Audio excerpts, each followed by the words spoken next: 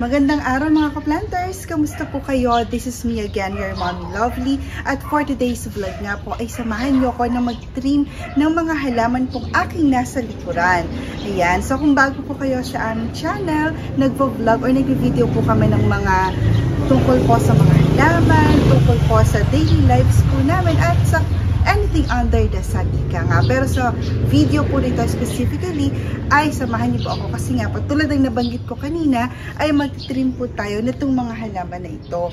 Ayan, so konting background lang po Ito po mga halaman na nasa likuran ko po ay itinanim namin ng aking Papa Olan I think 4 years ago.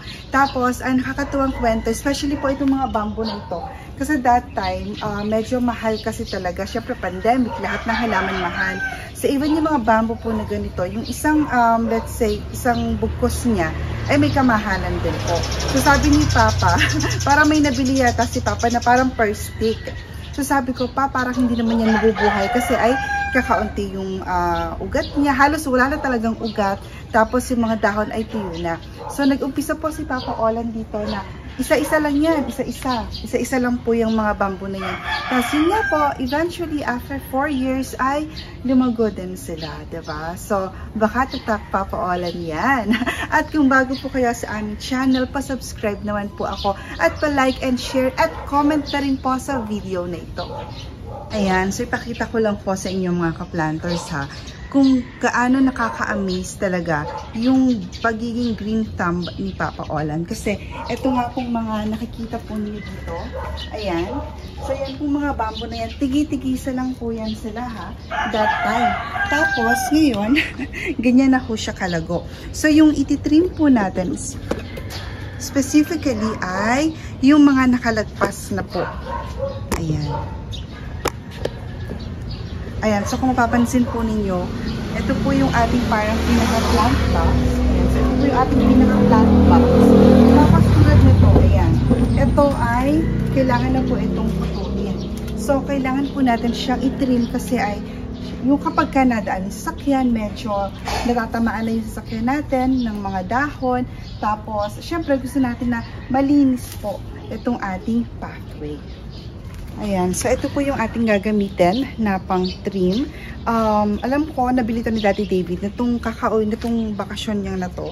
Tapos, first time ko itong gagamitin kasi nga po, since 3 months na naging bakasyon ni Daddy, siya talaga yung in charge sa mga halaman kasi nga po ay nagre-recover pa rin ako from operation. So, tingnan natin. Kasi nakikita ko siya talagang tinatalupan niya yung mga halaman. Tapos, ito yung ginagamit niya talaga na pang-cut. So, ngayon, matetesting natin kung talagang matibay siya. Wow! Effortless, mga ka-planters. Saan kaya niya ito nabili? Diba? Ang talas, Basta ang habilin sa akin ni Daddy, sinasabi niya sa akin is, after niyang gamitin, hugasan, tuyuin, tapos ibalik isang kasi ako po kasi ay minsan may ugali talaga ako na kung saan-saan ko lang din naiiwan ang mga gamit. Pero si Daddy kasi sobrang talaga siya, organized na tao. So,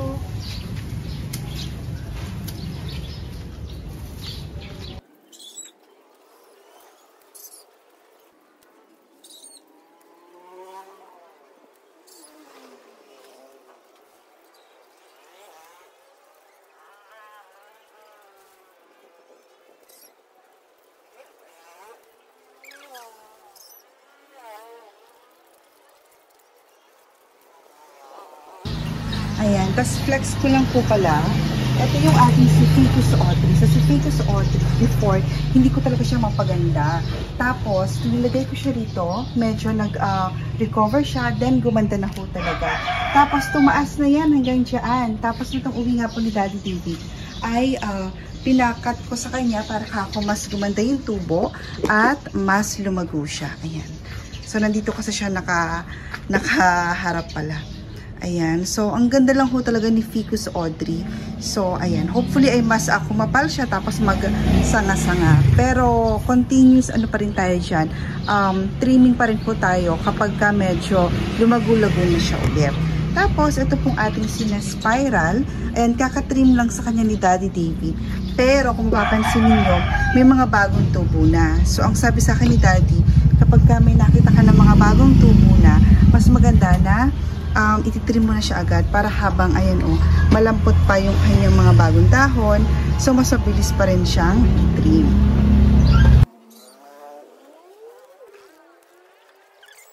Yan. Tapos itong isang ito, para mas marami na siyang mas marami siyang kailangan i-cut. Yan. So, bibilugin lang ulit natin sila. Kasi kapag napabayaan, pagka gumulang na yung kanilang mga katawan, mas mahirap na rin silang i-trim.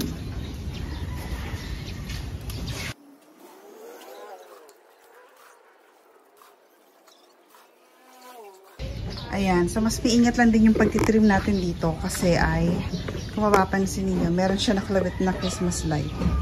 So, ang alam ko, nadali na yan ni Daddy dati. Ewan ko paano ginawa niya para ulit yan, umilaw ulit.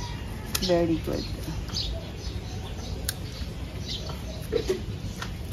So, mas mabilis nga naman talaga siyang i-trim kapag kumbaga, mura pa yung kanyang mga dahon. Diba? So, medyo magbibisi kasi ulit tayo itong mga susunod na linggo dahil mag-e-exam si Kuya, si Emmanuel, kaya ayan, uti-utiin na natin itong mga ito. Tapos, yung ating ficus nana at yung isa pang spiral, i-trim na rin natin sila.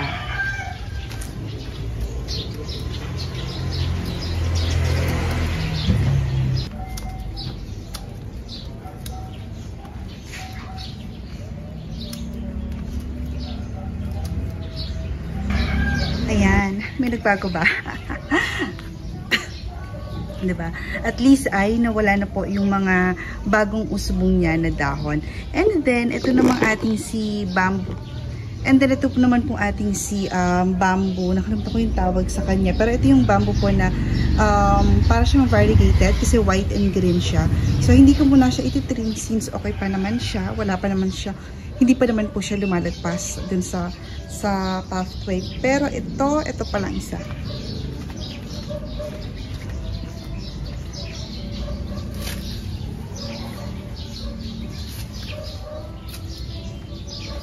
Cut na natin siya.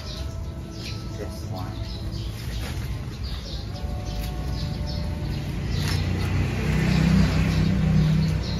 And that's it lang po muna for today's vlog. So at least medyo pinawisan tayo ngayong umaga. O diba?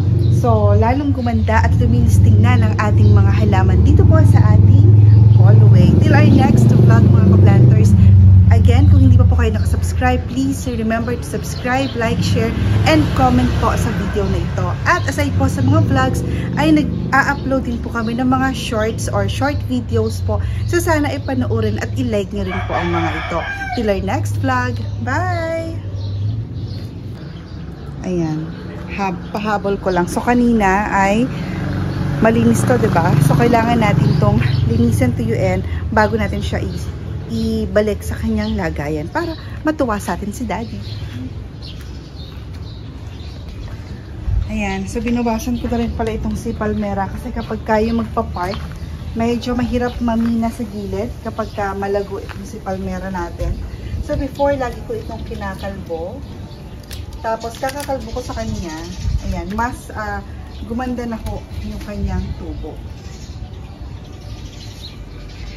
Mahirap kasi pagka hindi namin kita itong gilid. Baka sumayad kami.